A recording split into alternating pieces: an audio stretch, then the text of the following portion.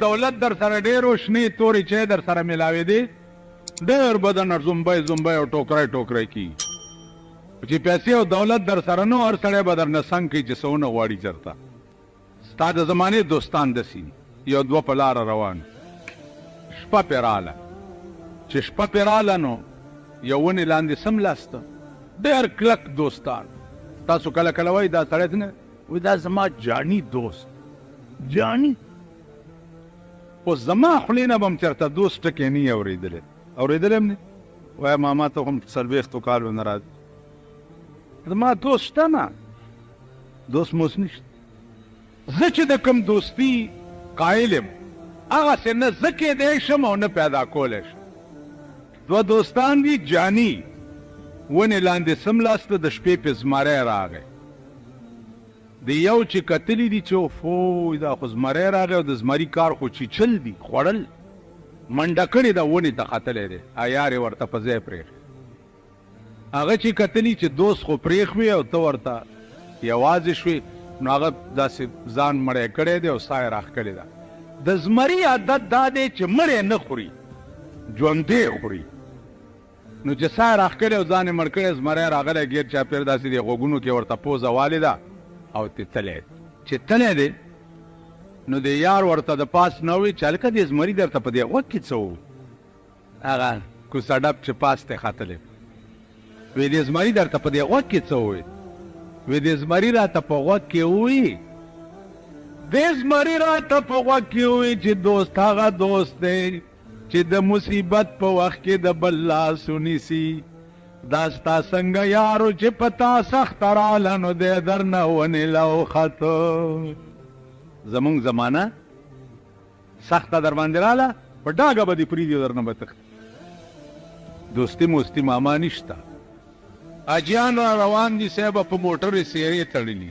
په موټرې سیرې تړلي دي او موټرې ورپسې دي څه چل دی اجي صاحب راغی لکه خوراوی که نه کور دی د میردین جومات شورسوری ونی که نه خو سپرون یو مولانا دی پلار یې راځي د حج ما ته وایي چې داداجي مې راځي د حج نه او د جمعې په ورځ یې څه صدقه کول پکار اوس غریب سړی دی اوږی تږی د خدای نهر څه صدقه به کوې یعنې بس دیګونه میګونه به پخو دا خلق به راشي او به خوري یاره داسې غوسه راله که نه چې ما یو څو شرپتې په دې خوله وباس مالزه ځه روکشه چې څه کې کوه او څه سړیتوب حاجي د حج مې راغلی دی نو دیګونه پاخه که او رسول الله صلی الله علیه وسلم چې د حجة الوداع نه لاړو مدینې ته نو دیګونه یې پخ کړي ای خدایم کور په دغه حج وران که چې وران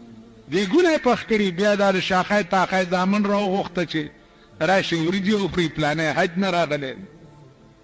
نو عزیزانو دا نوي نوي عذابونه دي نوي نوي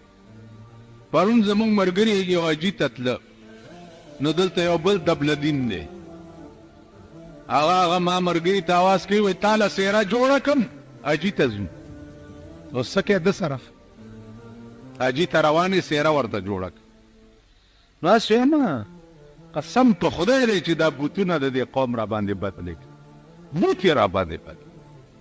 که واده کې ګوري که په حج نه راځي او ګوري بیا چې حج ته ځي او ویې ګوري که په مړي کې ګوري خدای په قهر عظیم اخته دا سوچ پکې نشته چې دا خدای موږ سره کوم څه لګیا دی کوم خدای چې په دارالخلافه کې اوبه لاندې تل ته بوتلې او سل برمې لګیا دي اوبه نه روځي او دا درته پته ده چې په اسلام آباد به څومره زور اچولی شوي اوبو دپاره دومره خو پوهېږئ که نه اوبه لاندې ځي هغه خدای دلته هم کولی شي چې د تندې نه م هلاک کي نو د الله هره ورځ داسې حیران کن کاري چې عقل ورته حیران شي د پاکستان ټول قوت په اسلام آباد کې موجود دی او الله اوبه لاندې بوتلې دوی یې دي روباسي که نه دا وجه څه ده د دې وجه دا ده چې د خدای د قرآن او د پیغمبر د حدیث دشمنی په سر اغستې ده ښه ورځ به نه ګورئ ښځه د ملک سربرا کېدل دا د خدای او د خدای د قرآن دشمنی ده په سر باندې ښه ورځ به نه ګورئ ملګري وګوره خدای رسوا د زمانې کړه او ذلیل د زمانې کړه عزیزانو عرض مې دا و چې دا الله هر یو کار حیران کن دی هر یو کار الله په اصل کې الهونو د اله معنا ده حیران کن هر شي ته چې ګورې حیران بشي عقل به دې کار نه کوي